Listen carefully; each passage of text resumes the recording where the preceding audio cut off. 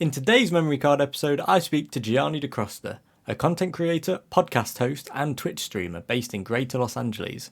This was a fun one as always, with some insightful answers. So without further ado, I very much hope you all enjoy memory card number 9.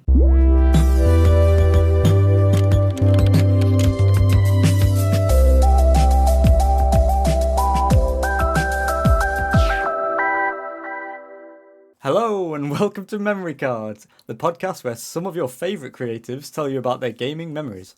I'm Sam Hall, and for this memory card I am joined by a content creator, a live streamer, a podcast creator and host, and an all-around cool person. It's Gianni DiCrosta. Hello, Sam. How's it going? I have a little bit of deja vu, like there's multiple dimensions here.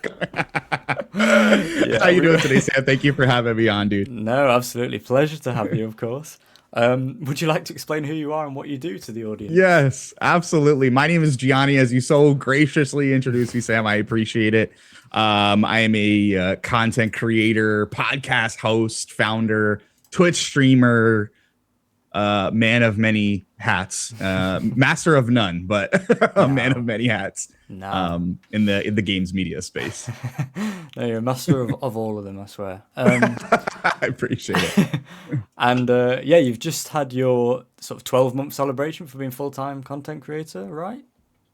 I have, yeah. So last July, I quit my job, went all in on my dreams and passions. I got to a point where I was like, look, the way that this career is going, I'm either going to quit, I'm going to get laid off, or I'm going to get fired. So I was like, you know what? I'm gonna take control of my destiny. I said I had way too many dreams and aspirations as a kid, and I'm not getting any younger. So I'm gonna chase those dreams and I'm gonna chase those aspirations. That's what I've been doing this last year, kind of just networking, meeting a whole bunch of cool people like yourself, trying to kind of weasel my way into the games industry, if you will. Yeah. I mean, you're doing a great job of it. I'm seeing you everywhere. Yeah, I'm trying, man. My goal is like anywhere you look, I want my face to be front and center somewhere. Yeah, there you go. And as we said before, you're a full-time dad of 3 kids. So how do you juggle being a full-time dad of 3 kids and content creation? What's that like? Man, it's a lot of work. It's a lot of work. Luckily, my kids, they're kind of getting to that age. I have a 7-year-old, a 9-year-old, and a 17-year-old. So it's a little easier now where they're a little bit more self-sufficient. But, obviously they're kids. They still require the same amount of attention that, any kid of that age is going to want. It's nice because I'm a girl dad. So there's like a small sliver of a Venn diagram where we kind of meet interest wise. They don't game as much as I did with my dad. My dad was a gamer. They don't game as much as I did with my dad, but it is nice because we do have some shared interests that we can kind of connect on. And plus they think it's the coolest thing in the world that dad makes YouTube video. All the neighborhood kids know me as the girls Twitch streamer dad, which they think is the coolest thing in the world. So it's nice to be a dad with a cool job. Yeah, I love that. Yeah. I'm afraid I do have some bad news for you. Oh boy. So there we go. I know. I lured you into doing this podcast because I actually need gaming memories and opinions to survive. I consume them and wipe them from my subject's mind in the process. And unfortunately, as you yourself said, you're an avid game enjoyer. You are my next victim. I'm afraid he's collecting the Infinity Stones, dude. He's collecting the Infinity Stones. I'm afraid it's too late for you to stop the process. However, I am a kind monster, and I wish to offer you the opportunity to keep some of your favourite and most influential memories. I will ask you a series of questions about your experiences playing video games. Whatever you answer shall remain in your memory when you wake up tomorrow morning. Everything else will be gone. Do you understand the terms I've laid out for you? I guess so. I mean, I don't have any other option. You know what I mean? No, you don't. Yeah. You're holding me hostage. Sorry, dude. So, diving in, what was your first ever games console? First ever games console. I mean, like I said, we always had games in the house. My dad's a gamer. My grandmother was a gamer. I mean, there was always games around. So as a child of the late 80s, early 90s, the NES. Nintendo Entertainment System. I feel like I don't know when the Super Nintendo came out, but I always remember everything being in the house. Like I don't remember a time where it's like, oh, dad brought home the Super Nintendo, dad brought home the Sega Genesis. I always remember all the consoles. So going just by the age of them, I would have to say it's got to be the NES. I remember playing Super Mario, Metroid was a big one. Teenage Mutant Ninja Turtles was a big one. Yeah, I was definitely as a child a Nintendo kid for sure. Yeah. Yeah, the past few of my guests have all been Nintendo kids, and it's an interesting pattern I'm starting to see. And I love it. I did have a Game Boy Color, which was like a hand me down from my older sister. She was a big fan of that. So I think Pokemon Pinball I played quite a lot when I was younger. Yes, Yeah. dude. Wow, you're speaking my language, man. Pokemon Pinball. I was a Pokemon kid, so Really? and I was very much a Game Boy kid. The Game Boy was the first console I remember like me owning. Like that was Okay. Gianni's thing. Remember, I got the big one, the red Game Boy I got for Christmas one year. Yeah. You know, obviously getting Pokemon Red and Blue, and then the Game Boy Color. Man, I think might have been my most used console when it came out. And Pokemon Wow. Pinball. Oh, Yeah. speak of my language, Sam. That was a good ass game. So good. And then what's the first game you remember playing then on the NES? For me, I think it had to have been. Had to, like I said, they all kind of blend together, but it has to be Duck Hunt. I remember because my grandmother had it, we had it, having the like little light gun peripheral. I think as a kid, seeing the little accessory was always very interesting. It was something different about it, you know, than just a regular game controller. So I feel like that's probably my earliest gaming memory, is playing Duck Hunt at my grandparents' house, and then we owned it as well. If not that, it had to have been Super Mario. But Duck Hunt definitely stands out for me. The dog and the just kind of like making fun of you if you miss your shots or whatever. Like I remember being like frustrated as a kid, like I can't hit these ducks. You know what I mean? It's got to be Duck Hunt though, for sure. Okay, great. And then this is a big question. What is your favorite video game of all time? Oh dang. My favorite video game. This just changes with the season, Sam. I think the easiest answer would be Pokemon Red and Blue. I think it's not a question of like the best Pokemon but I remember when Pokemon Red and Blue came out, in the States anyway, I got it for Christmas, and it was like 1998. I want to say, so I would have been like 8 years old. And all like we would celebrate Christmas at like my grandparents' house, and all the parents, uncles, aunties, like everyone coordinated where me and all my cousins got a copy of Pokemon Red or Pokemon Blue. No way. So yeah, it was just like one of those like formative, crazy, our parents just got it. Like they totally nailed it. Like, which doesn't always happen. And me as a parent, there's sometimes where I'm like, my kids open something and they're like, wow, cool. And you're like, damn it. Like I whiffed it. But that was one of those ones where like all our parents just nailed it. And that was the first game world that I remember being just absolutely in. Like that is me in that game. That's Gianni in that game. That's not Super Mario. That's not Samus. That's not, Ness. Like that's Gianni in that game. And I think it always will have like a special place in my heart for that reason. Wow. I love Pokemon Red and Blue, man. Any other day, I could tell you Final Fantasy X. I could tell you BioShock Infinite. I could tell you Final Fantasy VII Remake. Nice. But yeah, Pokemon Red and Blue, man. They're goated, dude. They're so good. You've probably heard on the previous podcast, I've just started Fire Red for like the first time. I never really played it back in the day.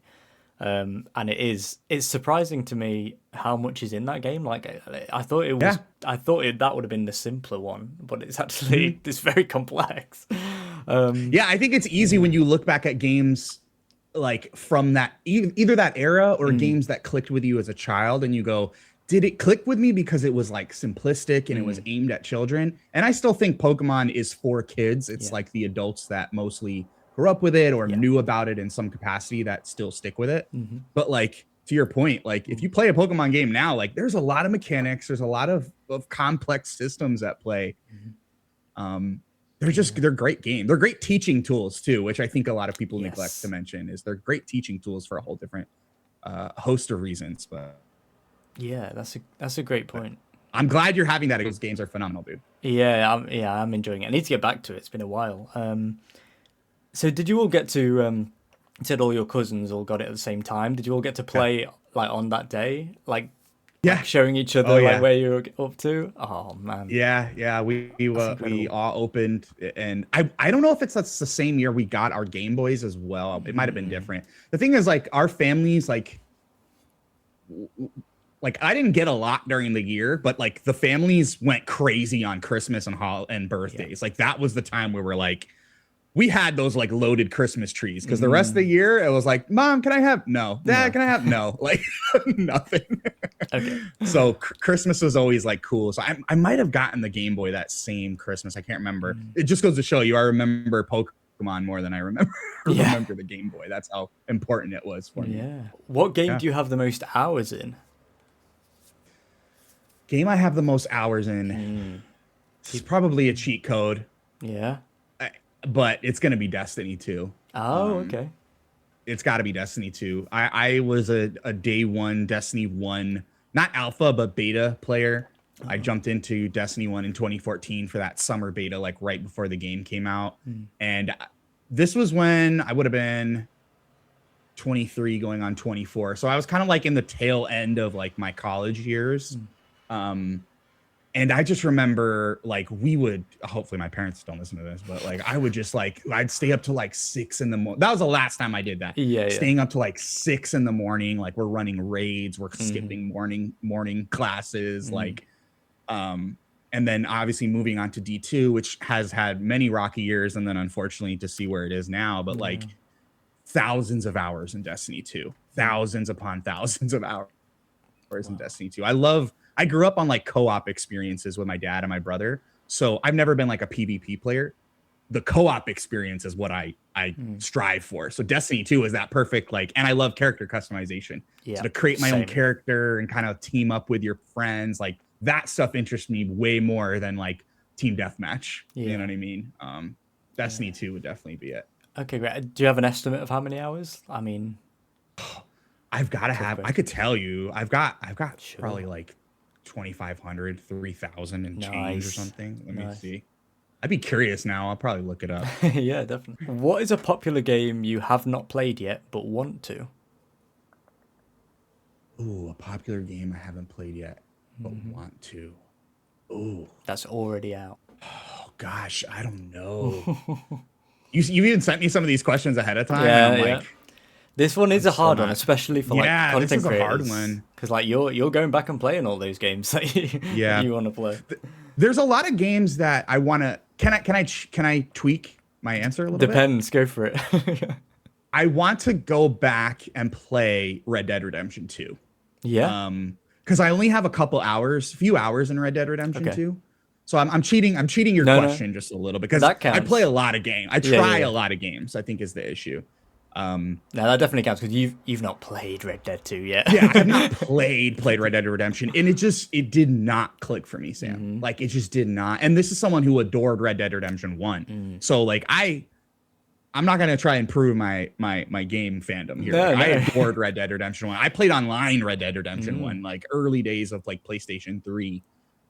Red Dead Redemption 2, I played for like a few hours, and I was like, something about this game is just not working for me. I don't know if it's because it was just so open and it was a little overwhelming for me. But Red Dead Redemption 2 is one that I want to give a fair shake at again because I love the whole like cowboys and like that whole era interests me a lot. I really want to give it another fair shake because I feel like maybe I just didn't give it a fair shot enough. Could have been the era of my life, you know? Yeah, it could have been a completely just sort of wrong time, wrong place, wrong time kind of thing. I mean, you would have had 2 of your kids by that point, am I right? Yeah, so well, I'm a bonus dad, so the timeline doesn't really line up exactly, okay. Bonus dad. I love that. Yeah. Spiritually, yes, I would. Amazing. No, yeah, it could be a good one to stream. I mean, people love watching people play that game. Perry. Yeah, I know our friend Perry's just played it. Perry, yeah, friend of the show, just got through it, and I know I've seen the clips of her getting quite Yeah, emotional over Red Dead Redemption 2, and I'm like, damn, if it had that yeah. raw of an effect on her, like maybe I do got to give it another shot, It really it did for me. I mean, I think for me it was like perfect. I mean, I was 18 when it came out, so it was like the Yeah, perfect time where I had a lot of time, not many yeah, a lot of responsibilities. time on So your hands. Yeah, yeah, so you could really get immersed in it just by playing it for hours and hours. Much harder to do yeah, when you're a bit older, but yeah, yeah. yeah, definitely give it another go. Yeah, Um, I gotta give it another shot. Like I said, I loved Red Dead Redemption 1. It's yeah, just it's too something about it wasn't sticking for me, but I don't know if I'd stream it because that's like a huge time yeah, that's commitment. a Maybe I good make point. that a for me game, but it's a little easier now when my girls go down to bed. I can kind of just like, all right, dad's got 2 hours on the Xbox. Like, let Yeah, me just lock in for a little bit, you know? love that. In a similar vein, what is a Yeah. popular game that you will never play? A popular game that I will never play. Ooh. Also a hard question because Yeah, because I'll kind of tastes try change, man. anything. Yeah. Yeah, I'm kind of I was saying this on the Content Mill podcast, the show that Mm. I host, like I'll kind of play anything. Like if someone goes, Gianni, I know this isn't like your type of thing, but like you got to check it out. Yeah. Um, I I'll give you like the genre of game, and maybe that'll help, which would be like Yeah. real time strategies. Like I will never ever be like, this is, have you checked out the new You're Civilization? I'm speaking like, my nope, language, bro. nope, will not, have not, will Yeah. not. Yeah. Unless you know, if I take my friends and co-hosts like their consideration and their Yeah. recommendations really seriously. You know, if somebody goes like, Gianni, like I know this is not your bag, but you got to try the new X, Y, and Z, like hell yeah, like Yeah. I'll even put the money up for it, like I'll give it a try. But yeah, I'm never gonna be the guy that goes, oh, Ah, I see. Civilization 8 or whatever the Yeah. hell, like okay, cool, I'm happy for y'all, but Yeah. not for me. I'm exactly the same as you, bro. Especially like kind of funny or like, content mill or drop in, drop out. Yeah, If someone says like this is everyone should try this game, or like, yeah, or even if it's like yeah, if you're a really specific type of person you would like this yeah, game, and I'm like, maybe I am. um yeah. yeah, but Civilization, I mean, I've never tried it. I almost jumped in when Civ 7 came out. It Yeah. was like, I don't know, because people were hyped about like Civ 6, and then Civ 7 came out and it Well, didn't 7, I quite feel live like up. was the one where all the like Civ sickos kind of stepped out and they were Yeah. like, they changed too much. And all the people that didn't play Civ were like, hey, they put some like cool little constellations in there that might make it a little bit more palatable, but it still wasn't. I'll tell you what I did play the hell out of Go was Civilization Revolution on the Xbox 360. That one was fun because it was almost like real-time strategy light. Like it felt more like a Okay. board game. If you ever get a chance to play Civilization Revolution, that I played the hell out of. Really? I highly recommend it. You could probably still get it on the Microsoft Store, but like Interesting.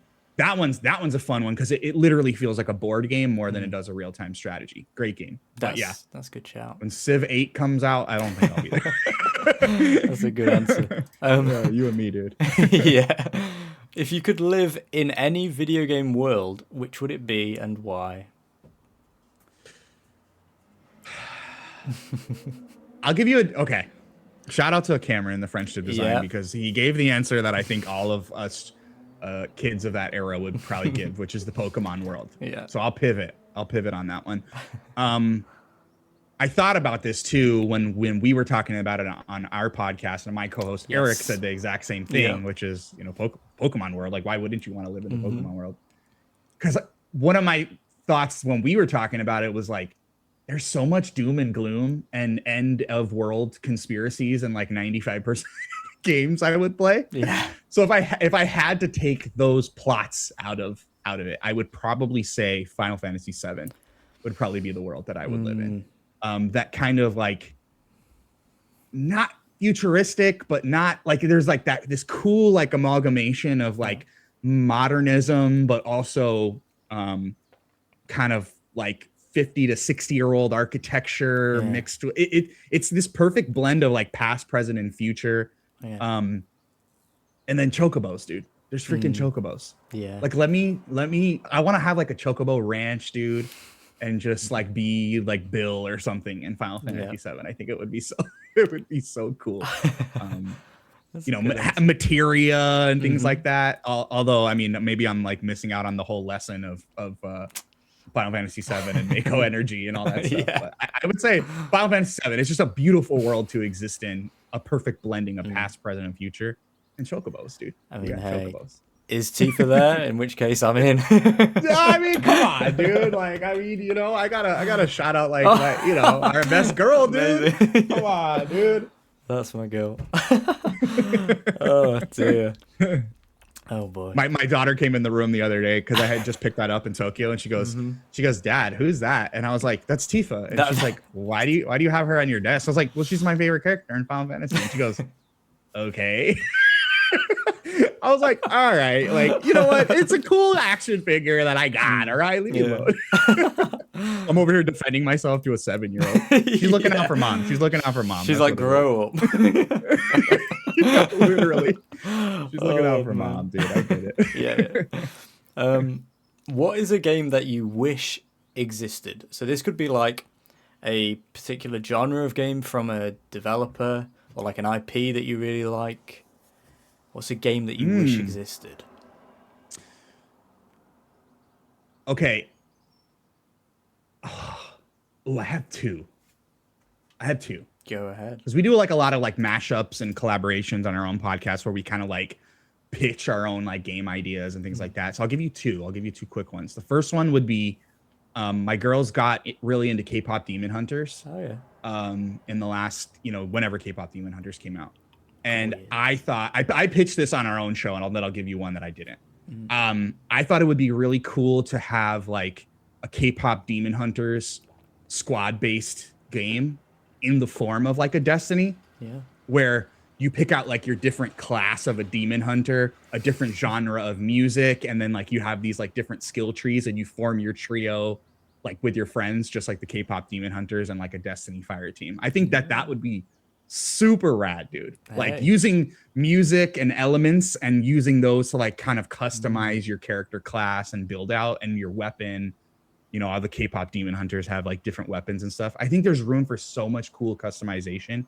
And just combat, you know, make it a third person action game like a Spider-Man 2018. Like it doesn't have to be a first person shooter. Make it like a third person action game. I think it would be rad, dude. No, but the other one, the other one I would say is give me a Kingdom Hearts game in the style of Hades. I think that would be a sick ass mashup, dude. Again, like roguelite, kind of like, but you're getting your powers from like different Disney universes and kind of doing these like tower runs like you would in a Hades game, but the Kingdom Hearts IP on it. I think that would be super sick. Make for a really fun game. No, I like both of those actually. It wouldn't surprise me if they're working on a K-pop Demon Hunters game at this point, to be honest. They've already got them in Fortnite. Like, true. The IP is just rich for adaptation. But give me that squad-based K-pop Demon Hunters, dude. Let me get my little hip-hop crew together, like a little. Like, you got like the b-boy fits or whatever, and then different weapons or something. Like, I don't know. It'd be so sick, dude. Yeah, I can see it. What is the last game you played that was outside of your comfort zone? Last game I played outside my comfort zone. I mean, it's probably like funny enough, like what I've grown to be known for on Twitch, which is like FromSoft dark, Souls-like games. Yep. I always say to like people that join the stream new, like you're actually watching me kind of fall in love with these games in real time, because I had purchased Dark Souls 1. I had purchased Bloodborne. I had purchased Elden Ring, and they just every time. So I was like, those were those ones where like, Gianni, I know, but you got to try. And I would go, okay. And I give it a shot. And it still would not click for me. Yeah. Like I tried Elden Ring like 3 times before it finally made sense. And I finally like understood the loop. Yeah. And once it clicked for me, dude, like I fell in love, you know what I mean? And then I went on to Bloodborne, Lies of P, and now you're kind of watching me do the history and do my homework on Twitch. Yeah. So I think to answer your question, the last thing that made me uncomfortable is now the thing that I'm most known for. That's on that's content. great. I love that. So yeah, Yeah. well, I guess Elden Ring was the one that finally Elden made Ring you was fall the in love one with it. that Yeah, yeah, Elden Ring was the one that clicked, which again, going yeah, back to Cam, like same answer, like yeah. um and everyone's gonna have different flavors and what Mm, makes sense for them. But like I just all the way leaned in on those yeah, games. I was like, this is my genre now. yeah, yeah. This is all I want to consume is all games like this. I love that. I think I'm gonna have a similar like experience to you Yeah. very soon because I tried Demons. I played Demon Souls like the first half of Demon Souls, the Yeah. remake on PS5, um, and then liked it. And then Elden Ring came out, and obviously I played that and loved it. But I've never played any of the other FromSoft games, so I'm Oh, just waiting, bro, till they're on sale, and I'll be playing all yeah. of them. The good thing is like the non Elden Ring games go on sale all the time, so Yeah, you'll be able to like find those. Demon Souls was another one. Like that was yeah, my first launch title with my PS5 when I yes, me launched too. PS5, and I played it for like 4 or 5 hours, and I was like, I'm not enjoying this. Yeah, Like I don't care how pretty it looks. Like yeah. it's just not for me. Mm, And then I probably went 3 years. Elden Ring came out. I gave it like 2 shakes, and I was like, it's not working. And wow. then I had just moved. We had just moved to a new town, and I was like, I had set up my Xbox on the living room TV, and I was like, I Mm. need a new game to play in our new apartment. Like, and I was like, let me just give Elden Ring one more Mm. shot. Like, oh, that's what it was. It was like Erd Tree was just Ah, about to okay. come out. Yeah, Erd Tree was about to come out, and I was like, I don't want to miss out again. I do not want to miss out on this game. that's Um, crazy. I have FOMO, dude. Like, Oh I'm the yeah, me worst, too. man. If Me everyone's too. talking about a thing, I'm like, I want to be part of a Yeah, conversation. bro. I had that with Crimson Desert, and it made me buy it, and I played it for maybe 4 hours, and I've not touched it since. $70 Oh, dude. FOMO, Oh, dude. Jesus. Yeah, that was a bad one. Yeah. But no, like to your point, I think there's something about. I mean, obviously, you said when you fell in love with Elden Ring, it was like on the Yep. sofa playing on your Xbox.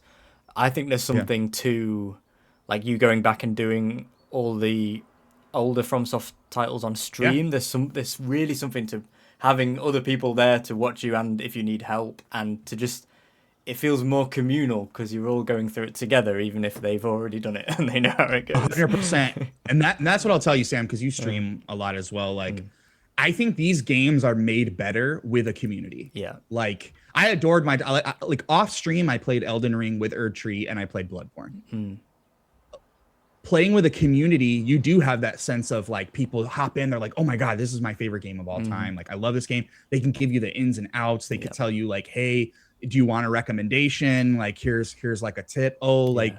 do you want to know a weakness, a boss's weakness or something? Like, Mm, doing it with the community, and especially when you're in the throes of those boss battles, mm, you're on like attempt 20 or something, and you just got people like, you got it, next mm. one, you got it. It's not Yeah. just the voice in your head, it's like everybody else is cheering you Yeah. on. It's such Yeah. a great feeling, man. And Yeah. enough where like Bloodborne, a game had played already, I was Mm, like, I'm gonna play this again with the community yeah. wants to see it, and I bet you I'm going to have a different experience. And it is true. Like, there's Mm, so many things where people were pointing out, oh, did you know if you go talk to this person mm. after you do X, Y, and Z that you get this thing or have this conversation? And it just like opened my Yeah. like Bloodborne. I got the insight, dude. I got the Bloodborne insight. I was like, oh Mm. my God, I feel like I'm playing a different game. Yeah. It's so worthwhile. So if you do it, and I'll be there, I'll be seated, Sam. I'll be Hey, there. I mean, I think you've got it the best way around. I'll pop into your stream and I'll be like, God damn it, I want to watch him, but he's playing Dark Souls. I don't want any Totally spoilers. understandable. Yeah. It's funny for a game, the games as obtuse as those. There's Mm. so many. I think the spoilable things is not Yes. even the story so much No, as it's the like, bosses. holy crap, this Mm. boss just. And then you have like, oh, this one doesn't have a second phase, but Yep. this one has 3. Yeah. And just those moments of like, oh my God, I have more boss to fight. Like, Mhm. I thought I was done. I thought I overcame the insurmountable. And here goes another health bar. Yeah. Those are the spoilable moments for sure. Yeah. So, which ones have you got left? Is it just Sekiro you've got left now then? So I just beat Dark Souls 3, Yeah. which controversially has taken the throne as my favorite I saw that. FromSoft title. Yeah. I have Sekiro, which actually is the only one that I tried post falling in love with Souls games that still didn't click for me, which is why I want to do it with the community, because I'm like, Yes. okay, because the first time I did it was off stream, and I'm like, all right, now I've got this community built. Let's give Sekiro another shot. Yeah. So it's Sekiro, and then FromSoft does the Armored Core series, but I'll probably just do 6 because that's the modern one that most people are familiar with now. Yeah. But other than that, and Demon Souls. I gotta complete Demon Souls because I only played it for like a few hours, but yeah, just completed the whole Dark Souls trilogy. Yeah. Bloodborne. It's been Insane. time, dude. Good job. It's been so Good fun. job. Yeah. You did it. We're trying, dude. We're trying. Oh man, I could talk about like streaming games to you all the for hours, but it's a whole different pod. Yeah, that's a whole different podcast. So I guess I'll go on to the next question. Yeah. What game had the biggest impact on you, perhaps due to the circumstances around you as you played it? Ooh. Yeah, people struggle with this one. Yeah, I probably would have given you a different answer if we were having this conversation last year. Oh. So I'll actually give you a recent one, Sam, and that is Hades 2. I don't want to spoil anything because a lot of the discourse around Hades 2 was like, oh, the ending feels a little bit abrupt. And I talked about this on Drop In, Drop Out with Shay Noel and Patrick. The ending of Hades 2 is quite abrupt. It's not like bad. It's good. It's a good ending. I don't think it's fitting of the crazy ass journey that is Hades 2. But there is like another 10 to 20 hours of post-game story. Spoiler alert. There's post-game content. There's another 10 to 20 hours of post-game story in Hades 2. And the end of that post-game content, I've said this before, I've gotten emotional over games. I've gotten choked up. I've gotten, like, oh, I feel the frog. Like, is someone chopping onions? Yeah. Hades 2 is the first time, like, I was just like Kim Kardashian crying, dude. Like, I was sobbing. I was sobbing, bro. Like, oh, man.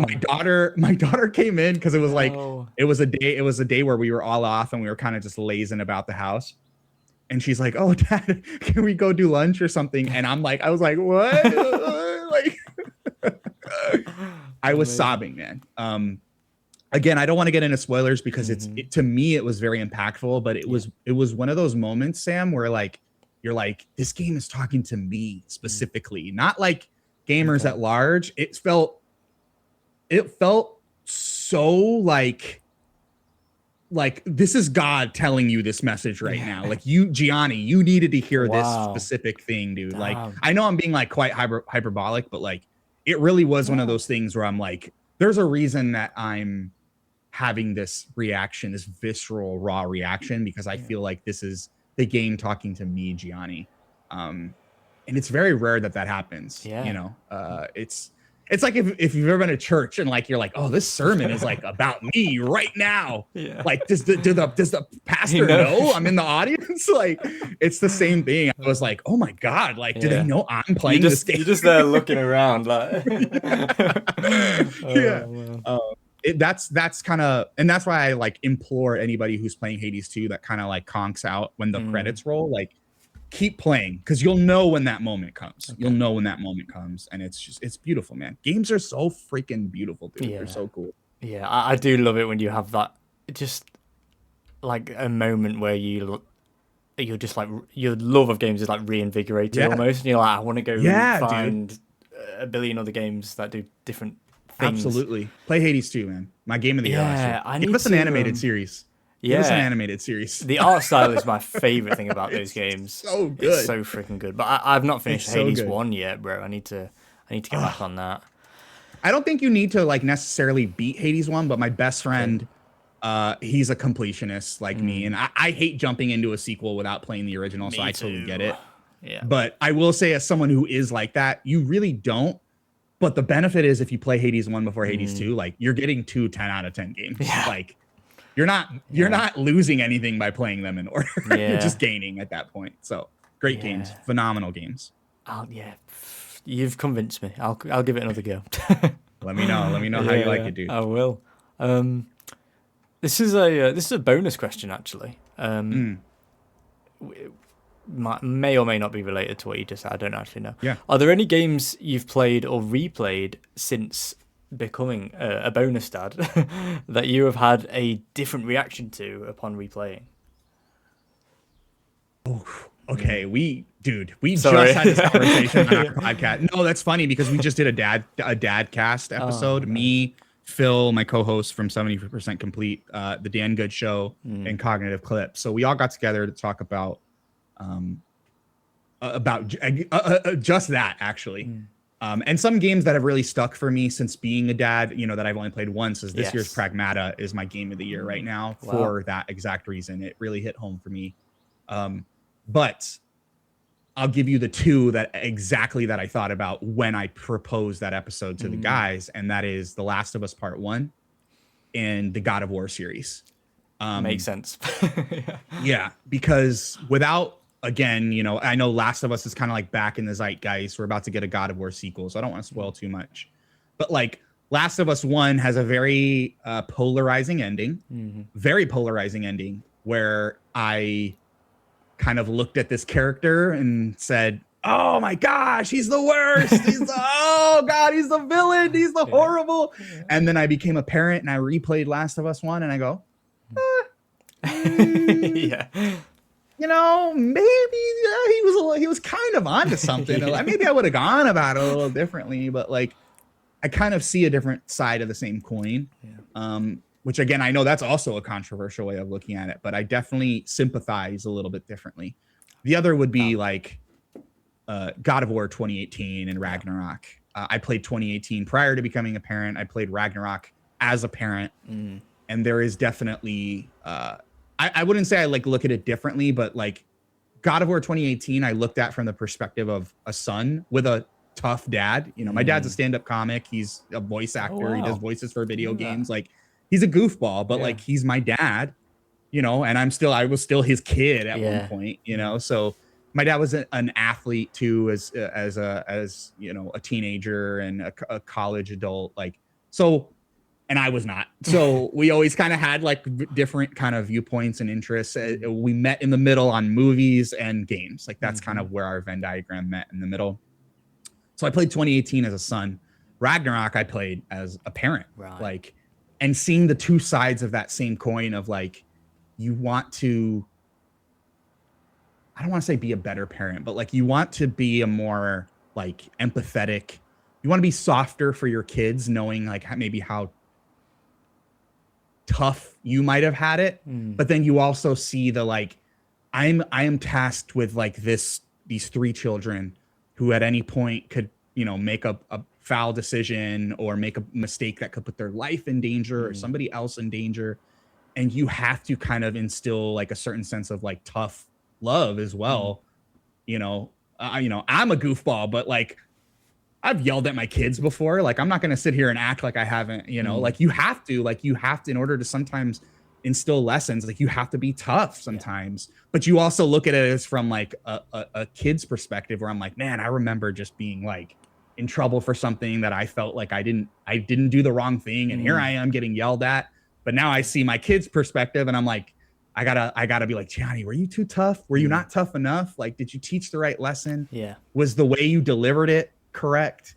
And God of War is just like a masterclass in showing both sides of that coin, like being someone's child and being someone's parent.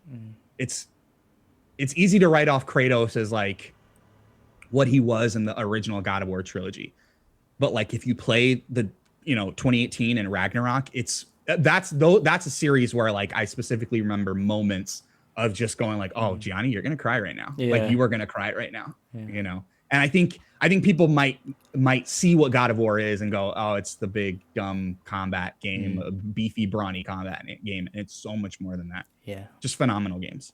Yeah, that lovely story. That thank you. Sorry, I was yapping. I yap away. I'm a rambler. I should have warned you. No, that's what we want. No, I obviously I don't have kids. I remember like I think I was a lot younger when I played God of War 2018, and then I think maybe it was Ragnarok's. Maybe it was the writing in Ragnarok, or maybe it was me being old having played it. But I really liked Ragnarok, and I found it really moving. some of There's the moments of tenderness, there's you know, where some real tender moments in that one.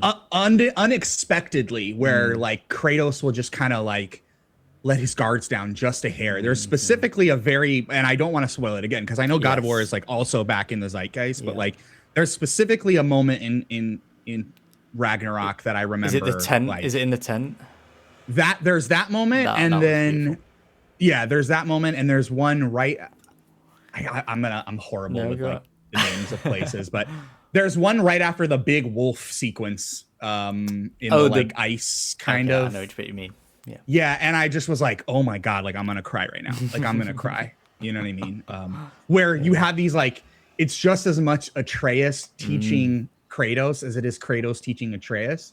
Yeah. And I have those moments even now as a parent where like sometimes like I'm not seeing what their little heads are seeing and their eyes are seeing, and I kind of have to step outside myself and go, hey, like she's trying to teach you something right now, just as much as you're trying to teach her something. You know what I mean?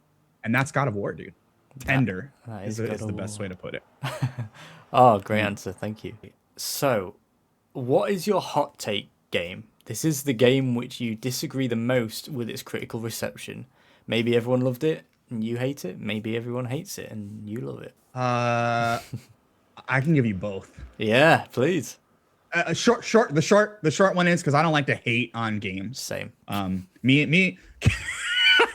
Cameron guessed it on an episode of the Content Mill all about hot takes, and man, the internet did not respond very well. So I'm gonna try to keep those clippable moments to a minimum. But Mass Effect is one that everyone loves that I'm just like, I don't see it. Okay. Like, I do not see it. I did enjoy Mass Effect 2, but like as a trilogy, I'm like, Mass Effect 1 didn't do it for me. Mass Effect 3 didn't do it for me. And it's one of those ones where like I get it, but it's not for me. And I think it's because I don't love pretty sci-fi. I like gritty sci-fi. Hashtag gritty, not pretty. There you go. There's the hashtag. Gritty, not pretty. Like, yeah, like I'd much rather watch like Star Wars over Star Trek. And I don't know how to explain that, but it's the aesthetic. There's something about the aesthetic that is different for me. Yeah. So that would be the one that I was not hot on that everybody loved. But the opposite, which is like got kind of either a mixed bag to negative, and this is in recent, just last year, that I adored to the point where every time I'm like want to play something new, I'm like, what if I just went back to this game? Is Avowed. I loved Avowed. It's one of the first things that me and my co-host Phil like bonded over, and Nate, Heroic Headgear. Like, Avowed is such a good game, and I think it was so caught up in a lot of like the conjecture over what it was and what it wasn't and what it was supposed to be versus what people expected it to be. I think if you just take that game at face value for what it is, it's a phenomenal game. I gave it a 9 out of 10 on my own. Wow. I don't even know what you call my scale. The Gianni DiCrosta scale, I guess we'll call it. The pro gamer scale. Do you do the matching up a number to a word thing, like kind of funny and? No. Dude, I'm gonna be honest with you. I hate putting scores on games because I feel like it takes away from the like. But my brother was the one who was like, "Why don't you put a score? People want to see a score." And I'm like, I guess. Yeah. No. So I started putting scores at the end of my videos, and then people were like, "Well, what did you score it?" I'm like, "Well, then you didn't watch the video." So I started putting the scores at the beginning, and then I would release shorts with the scores, and they're like, "Well, what was the score?" I'm like, "You didn't even watch the 30-second review that I posted." Jeez. So I was just like, I'm not doing scores anymore. Yeah. Like, just the conversation is the conversation. It's a phenomenal game. It's not perfect, but the way that game promotes like exploration, in discovery, it's one of those ones where like every time you go off the beaten path, there's something for you. And then when you go off there's another beaten path and another beaten path, and there's this character, and then there's this item. The world's beautiful. I think it's one of the most unique action or RPG environments I've ever seen. It's very lush and it's not even tropical. It's just like all the pinks and turquoises and purples, and it's beautiful. It's absolutely beautiful. The story's interesting. It's not perfect. Some of the companions border on a little annoying sometimes, but like their individual stories are great. It's a great game. I implore anybody who likes open world RPGs to play Avowed. I plan to, when I have some downtime, probably closer to the winter or when everybody's playing Grand Theft Auto, I'll probably play Avowed. Wow. You won't be playing GTA? I'm going to check it out. I think you have to check out GTA. But I'm not gonna no life GTA. I know people that like no life GTA. Yeah. Grand Theft Auto was like the exception to every rule. Like if you play games in any capacity, you got to play the new GTA. I will, but I don't do the online. Like I'll play the campaign. I'll play through the storyline and then I'll be done with it. Okay. Wow. Yeah. Couldn't be me. I'm envious of you. Yeah. Or I'll play Avowed. Who knows? Maybe I just skip GTA. Yeah, do it. I'll play Avowed and Starfield, everyone's favorite open world games. Yeah. There's two games I've not played, but both I do want to check them both out. Yeah, you should. Sort of the reasons you said. Like I think people have just had different expectations for what they would be. For sure. Are you more like sci-fi or are you more like fantasy? I'm definitely more sci-fi, I guess. But I don't know. I did like the look of Avowed. Like the cover art for that game, I thought was really cool. I think I'm not a high fantasy guy, but because they do some kind of interesting stuff with like the color schemes and stuff, it really did it for me. Because I typically would be the same as you, Sam. Like I'm sci-fi all the way. And Starfield's added a bunch of like quality of life adjustments. So, but we always joke at the content mill is like anytime we mention Starfield or Avowed, is like all the thumbs down just starts hitting all our content. Like people hate those games. People do. I adore these games, dude. What upcoming game are you most looking forward to playing? Fable. Can't wait, dude. It's coming up here shortly in October. You know, I can't wait to play it in October. So excited. Oh God, I was so bummed, Sam.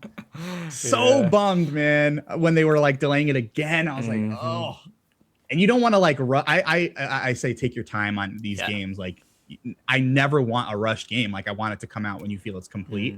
But that one hurt where I was like, oh, it was so close. It was right there. It's been delayed so many times. Do you think it's like a getting out of the way of GTA thing as well? Or do you think I think so. Yeah. Probably. Yeah. I think as much as I don't think like the people that like Fable and the people like GTA are the same people, I think the issue is like you have two massively open world games that are going to be competing for people's attention. Yeah. And it's one of those things where like even if you want to play both GTA and Fable, people are going to make concessions and they're going to no life the hell out of those games. Like even me as someone like I will play GTA, I will play the campaign. I know I'm getting myself into a 40, 50 hour, 60 hour gameplay. You know what I mean? So I think it was more like getting out of the way of the bandwidth and less the actual like genre and the crossover fans. It's definitely the sort of like online zeitgeist will just be GTA for those. That's all everyone's going to talk about. Yeah. But I mean, now 2027 it's been Fable's been my most anticipated for like 3 years. And then Beast of Reincarnation. I don't know when this comes out, but Beast of Reincarnation comes out in a couple of weeks from when we're recording this, and I can't wait for that. Yeah, I do want to check that one out actually. Is Game Freak right? Yeah, I think there's a certain like I'm excited to see which Game Freak's developed other games other than Pokemon, but like it is kind of interesting. Like, hey, there's this first like AAA game from Game Freak that's not Pokemon, not like a smaller title on the DS or this like. This is like a big AAA game that everyone's talking about, and I kind of want to see how Game Freak flexes their development skills because the previews are solid. I said from the jump, like this game looks like it's going to be good. Yeah, and it sounds like all the early hands-on impressions are pretty positive. So I kind of want to just be there to be like, I told you so. I told you guys it was going to be good. Yeah, definitely. Okay, this is the flagship question of the podcast. Ooh, it's a good one. Question. What is your memory card game? If you could wipe just one game from your memory and experience playing it for the first time again, what game would you choose and why? So this is where you get something from the process, you know. When your memories are wiped tomorrow, you know you can play this game again. Wow, I know, dude. So I guess there is a perk to coming in. Because I struggle to go like, do I go with something that was like just like a nostalgia pick that I'm like, oh, I wish I could be a kid again and experience that again. No, you know what I'll give you? Go on. I'll give you one that I just finished on stream. And that is Nier Automata. Oh yeah. I gotta play that. Dude, Nier Automata, man, is like it's it is like it is a flawless game, and I don't know how to like explain that, but it's like it's so imperfect, but everything that it strives to do, it does so perfectly. And it is the most unexpectedly philosophical and deep game that made me like think about life and humanity and like what it is to be human and what it is to be a parent and what it is to be, you know, a friend, what it is to be a member of a community. It's just that game challenges you to ask yourself so many questions, and it confronts you with like answering those questions. That was another game that I had an emotional moment on stream because like its side stories present you with some like very interesting, devastating, heartbreaking moments, and they're just in side content. They're in completely optional story beats. It's a beautiful game that I would recommend. Like anybody who's interested in challenging themselves, like mentally, just as much as they are from like a gameplay perspective, should play Nier Automata. And I wish I could go back and play it again for the first time, for sure. It would be Nier Automata. Yeah, I've heard amazing things about the game. I'm still halfway through Replicant. I need to get back to it, to be honest. How are you liking Replicant? Yeah, I'm liking it. Like I enjoy the combat. The story isn't really going anywhere for me yet, but I don't know whether that's just where I'm up to or I don't know. But yeah, you've played Replicant, didn't you? Did you play that before? I have not. No, but okay. As soon as I roll credits on Automata, I'm like, I gotta watch the anime. I gotta play Replicant. Right. Yeah. But it's funny you say that because some people have been like, you should have played Replicant first. Some people are like, no, you gotta play Automata first. Yeah. And then some people are like, it really doesn't matter. Like, play it in whatever order you want. So I wonder if like I will like Replicant better because I played Automata, or if I'm gonna have those same thoughts of like, it doesn't really stand up to Automata. I'm curious, but I definitely plan to play it because after Automata, I'm like, I want to know everything about this world. It's so interesting. You know, it would be cool, I guess, if you go back and play Replicant and then I play Automata with us having the cool. Opposite things. We'll have a conversation about what's better. That would be cool. Because, I remember before I started playing them, because I was actually recommended Automata by my third or fourth guest on this podcast. Okay. They highly recommended it to me. It was their final answer, I guess. And I remember Googling, like, do I play, which one do I play first? Because I was so confused because there's obviously Replicant and then there's Replicant version 1. Blah, blah, blah, blah, which is the remake. And then there's Automata. And then, the series as a whole is like, okay, so Automata came out first, but it's technically a sequel to Nier.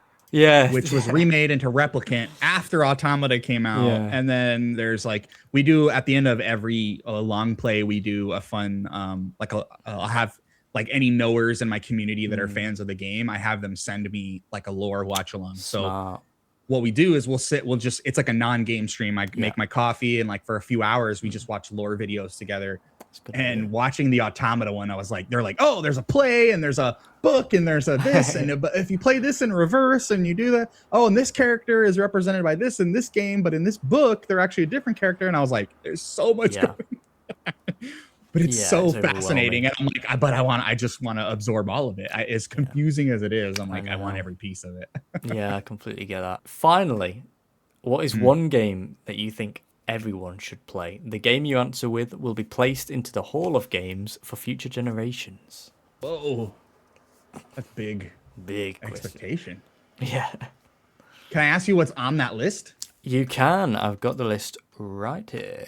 We have got, I'll go in order, Age of Empires, 1,000 Times Resist, Nier Automata, Perfect Tides we've got on there.